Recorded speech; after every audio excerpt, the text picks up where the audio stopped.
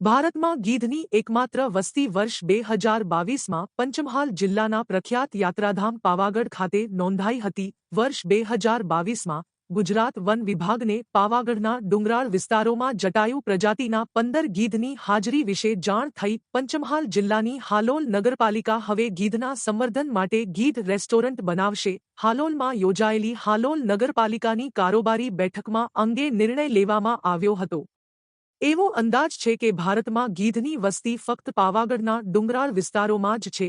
હાલોલના જાંબુડી dumping site પર 15 લાખ રૂપિયાના ખર્ચે દેશનું પહેલું ગીધ રેસ્ટોરન્ટ બનાવવાનો નિર્ણય લેવામાં આવ્યો છે.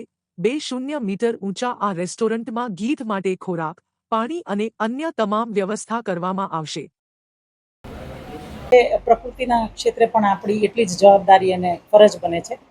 તો પાવાગઢના ડુંગરો ઉપર ગીધની વસ્તી માત્ર 15 જ રહેવા પામી છે અને ગીધ એ પ્રકૃતિના સફાઈ કામદાર તરીકે ઓળખાય છે. બીજી એક સમસ્યા આપણે હોય છે કે જે શહેરમાં ચાલતા મીટ શોપ અને એનો જે કચરો હોય છે એના નિકાલની બહુ મોટી સમસ્યા હોય છે. તો જાંબુડી જે આપણો સર્વે નંબર 526 છે ત્યાં આપણે ગીધ માટે ઓપન રેસ્ટોરન્ટ બનાવીએ છીએ. એટલે મોટો ટાવર ઊભો કરી અને ચેન ખુલી અને એની સાથે એના પાણી અને ખોરાકની વ્યવસ્થા થાય. એટલે ગીધ સંવર્ધનનું પણ કાર્ય થશે અને આ પ્રકારની જે પ્રવૃત્તિ છે એ સમગ્ર ભારતમાં કરનારી આ એકમાત્ર હાલોલ નગરપાલિકા હશે.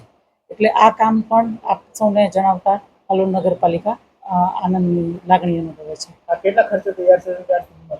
એનું પ્લાન એસ્ટિમેટ બનાવવાની પ્રક્રિયા ચાલુ છે, પણ આ અમે સ્વર્ણિમ જયંતિ મુખ્યમંત્રી યોજનામાંથી બનાવીશું. એટલે જેથી કરીને એક ઇનોવેટિવ એટલે નવીન કાર્ય માટે ગ્રાન્ટ વપરાય એવું નગરપાલિકાનું આયોજન છે. અંદાજિત કેટલા ખર્ચે તૈયાર છે? અંદાજિત આખું આરસીસી સ્ટ્રક્ચર ઊભું કરવાનું છે.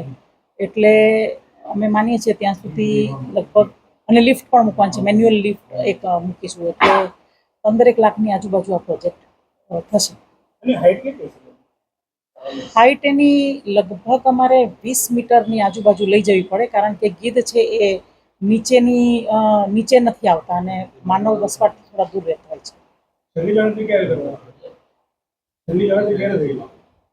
છેલ્લી ગણતરી ગીધની તો મને ખ્યાલ નથી, પણ જંગલ ખાતા પાસેથી જ આ માહિતી મળી હતી કે ખાલી 15 જ રહેવા પામ્યા છે. એ લોકો આઈડેન્ટિફાઈ કરેલા છે.